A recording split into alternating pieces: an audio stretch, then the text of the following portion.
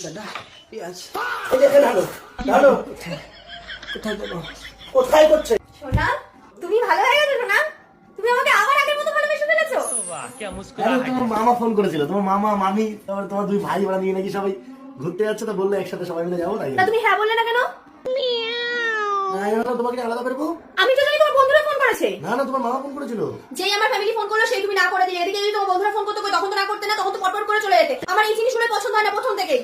আমি অনেকদিন ধরে ভাবছিলাম আমার ফ্যামিলিকে তোমার পছন্দ হয় না, সেটা তুমি আজকে প্রমাণ করে দিলে পুরো। ভাইকে 1000 টাকা দেবে, ও কাকে দেবে একটা ওর কোন বন্ধুকে? এ ভাই, হ্যাঁ দাদা, তুমি কাকে দেবে টাকা?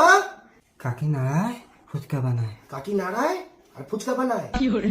আরে কাকি নাড়াই ফুচকা বানাই ছেলেটা। আচ্ছা, কাকি নাড়ায় ফুচকা বানায় সে, তাই তো? তাকে 1000 টাকা দেবে। দিদির কাছ থেকে 1000 টাকা নিয়ে নাও, ঠিক আছে? বলো দাদার কাছে নেই, আমি গেম খেললাম, আমার টাকা আমার থাক। আমার 5000 টাকা লাগবে, মানে 5000 টাকা লাগবে। ভাই কোথায় গেছে? পিয়াজ ছিটতে গেছে। পেঁয়াজ ছিলতে গেছে। সবসময় উল্টোপাল্টা কথা। দাদা পেঁয়াজ এই দেখে ঢালো ঢালো। কোথায় দেবো? কোথায় করছে? পিছনে কি রাখ? চলে যাবো? তা যা।